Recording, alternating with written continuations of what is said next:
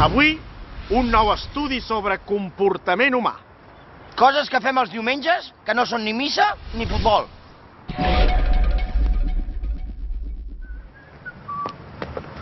Sí, però on vas així?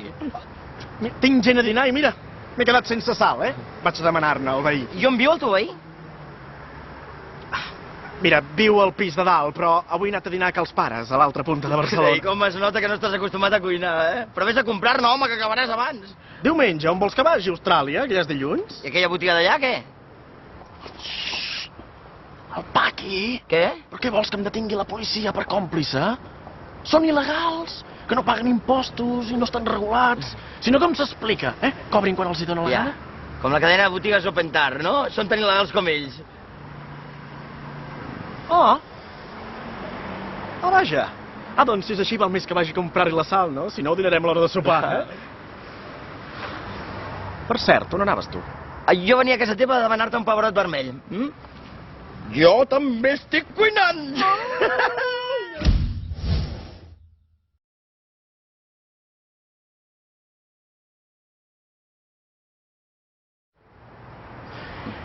No hi ha ajuts específics de les administracions públiques per comerciants de nacionalitat estrangera.